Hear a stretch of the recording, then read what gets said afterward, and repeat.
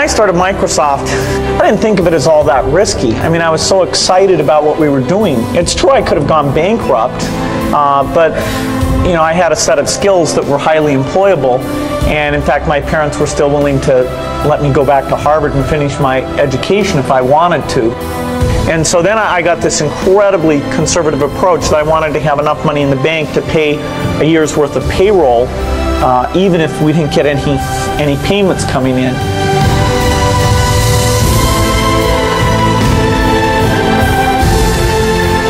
One of my biggest memories of Harvard came in January 1975 when I made a call from Courier House to a company in Albuquerque, New Mexico that had begun making the world's first personal computer. I offered to sell them software. I worried they would realize I was just a student in a dorm and hang up on me. Instead, they said, "We're not quite ready. Come see us in a month," which was a good thing because we hadn't written the software yet.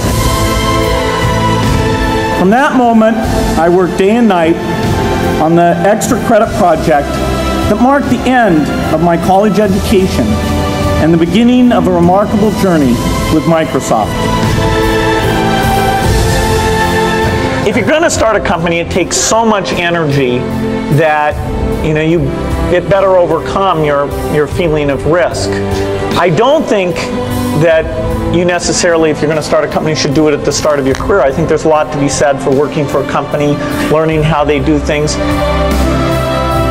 When people are first skeptical and they think, "Oh, this kid doesn't know anything," then when you show them you've really got a good product and you know something, they actually tend to go overboard and they think, "Whoa, they know a lot.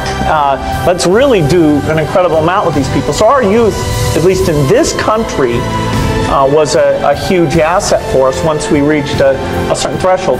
Those problems that come with starting a firm, you better think of those as part of the pleasure, part of the challenge that is part of the excitement.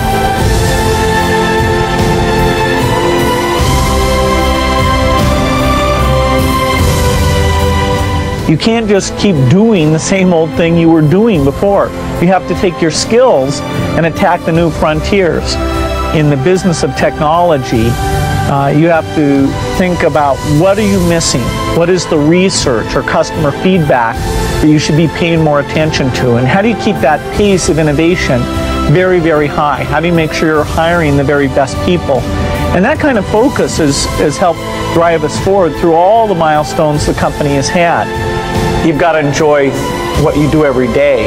And for me, that's working with very smart people. It's working on new problems. Every time we think, hey, we've had a little bit of success, we're pretty careful not to dwell on it too much because the bar gets raised. People's expectations of the products, we've always got customer feedback telling us the machines are too complicated, they're not natural enough. About 25% of the time that I'm out traveling around meeting with customers, Europe, Asia, and that sort of helps me think, okay, do we have the right priorities? What are people responding well to, and what would they like to see us do better? The competition, the breakthroughs, the research, but the computer industry, in particular software, I think is the most exciting, and I think I have the best job in that business. And you all have a chance to innovate. As you're thinking about your innovation, of course you should go after any market that you think is interested in it, but a little bit if you can also think, okay, does this innovation apply to those most in need? What are you going to do to make it cheap enough, simple enough, figure out how to get it so it really, if possible, can extend out to the poorest. I wish I had learned more about that at a young age, and so you have an opportunity to do that.